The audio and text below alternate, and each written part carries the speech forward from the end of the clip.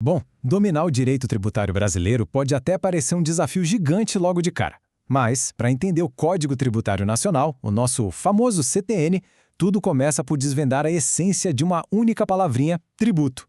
Mapear as regras, as exceções e como a jurisprudência define o financiamento do Estado é, sem dúvida, o atalho mais inteligente para um aprendizado direto e focado.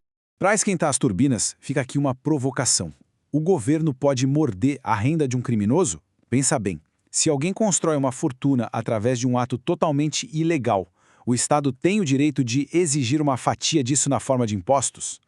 A resposta, por mais surpreendente que pareça, está escondida exatamente na definição legal que a gente vai explorar agora. E para desconstruir o artigo 3º do CTN peça por peça, esse é o nosso roteiro. A gente passa pelo conceito de tributo, a regra pecuniária, entende por que tributo não é punição, vê a parte de legalidade e atividade vinculada, desvenda o tal do fato gerador e, para fechar, as classificações e exceções. Primeiro ponto, o conceito de tributo, a nossa fundação legal. Para quem enfrenta provas ou atua na prática, dominar isso aqui vale ouro absoluto. Este é o clássico artigo 3º do Código Tributário Nacional. Lendo assim de uma vez, a lei parece meio densa, não é verdade? Mas não precisa decorar isso de forma cega. Na real, esse texto é como um checklist genial. Vamos desempacotar isso aqui sistematicamente para virar memória definitiva. O artigo traz 5 pilares, e o primeiríssimo já dita as regras do jogo. A prestação pecuniária é compulsória. Ou seja, imposto não é vaquinha, voluntária. A regra é a compulsoriedade, ponto. Isso nasce do poder de império do Estado, então é totalmente relevante se existe a vontade de pagar, ou não. Seção 2. A regra pecuniária. Como exatamente o Estado vai cobrar esse pagamento compulsório? E quais são as exceções que costumam pegar a gente de surpresa? A palavra-chave do segundo fragmento da lei é pecuniária, que quer dizer basicamente dinheiro. A regra é cristalina. Não dá para pagar tributo entregando animais vivos, bens de consumo ou prestando serviço para o governo. Mas aquela ressalva ali, ou cujo valor nela se possa exprimir, esconde uma exceção fascinante. Enquanto a regra geral exige o pagamento em dinheiro, cheque ou vale postal, o CTN, lá no artigo 156, traz uma exceção notável: a dação em pagamento de bens imóveis.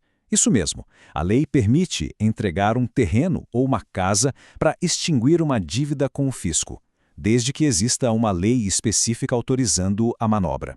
E a jurisprudência foi ainda mais longe. Olha que detalhe interessantíssimo. O Supremo Tribunal Federal entendeu que a lista de métodos de extinção do CTN não é exaustiva. Baseados no Pacto Federativo, estados e municípios podem criar leis ordinárias para aceitar bens móveis também. Teve um caso antigo do Distrito Federal que foi barrado, mas foi só por um detalhe técnico sobre licitação e não sobre a ideia de usar bens móveis em si. É aquele tipo de detalhe fino de jurisprudência. Terceira parte, tributo não é punição. Vamos derrubar aquele mito clássico que confunde muita gente. A linha divisória na lei não deixa dúvidas. O tributo não constitui sanção de ato ilícito. Matar, roubar ou parar no lugar errado não são hipóteses para criar imposto. O tributo obrigatoriamente se baseia em fatos lícitos. Então, qual é o X da questão aqui? A origem. O tributo nasce de algo lícito que demonstra riqueza, tipo ganhar um salário. A multa, do outro lado, é castigo puro. Se ocorre um atraso no imposto de renda, o imposto continua incidindo sobre a renda, que é lícita. A multa que entra em cima é que nasce de um ato ilícito, que foi desrespeitar o prazo. Aliás, é por isso que não existe tributo com efeito de confisco no Brasil. Confisco é pena, e tributo jamais pode punir. Isso nos leva de volta direto para a nossa provocação inicial, amparada pela doutrina clássica do pecunia non olet, ou seja, o dinheiro não cheira. Sim, o governo tributa a renda de crimes. Se há enriquecimento com tráfico ou corrupção, o fato gerador aconteceu. A pessoa adquiriu disponibilidade econômica. O fisco entra cobrando pelo princípio da isonomia fiscal. Afinal, isentar o ilícito e cobrar só de quem trabalha honestamente seria o cúmulo do absurdo, certo? O fato econômico é tributado ignorando totalmente a validade jurídica dos atos. Quarta parte, legalidade e atividade vinculada. É aqui que vemos os limites da máquina estatal e como a lei protege o cidadão de excessos. Os dois fragmentos finais do artigo 3º são garantias de peso.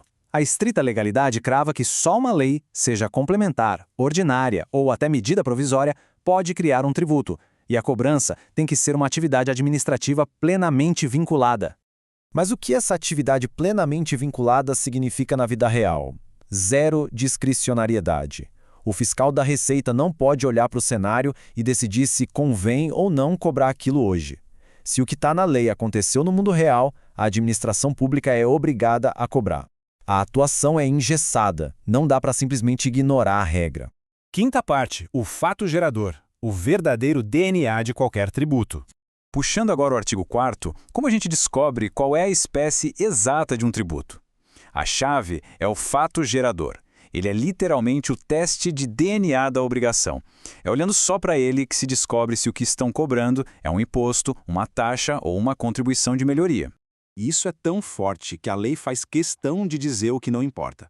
O nomen iuris, o nome que deram na lei, completamente irrelevante. Se criarem uma lei chamando algo de taxa de iluminação, mas o fato gerador tiver cara e jeito de imposto, a jurisprudência ignora o nome e trata como imposto.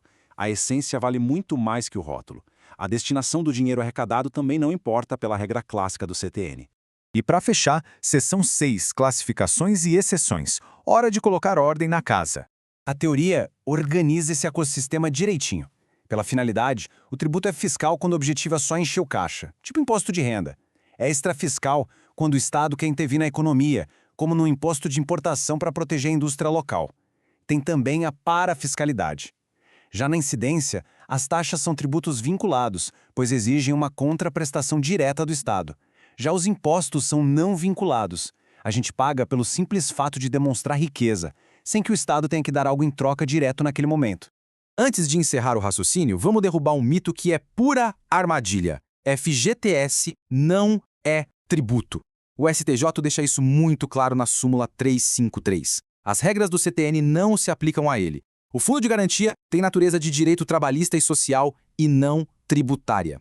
Com toda a anatomia do artigo 3º dissecada e a lógica do fato gerador dominada, as peças do sistema tributário deixam de ser um mistério e viram pura lógica. Como toda essa clareza pode ser usada para desarmar armadilhas e resolver casos complexos daqui para frente. Fica aí a reflexão. Valeu demais por acompanhar essa análise e até a próxima imersão.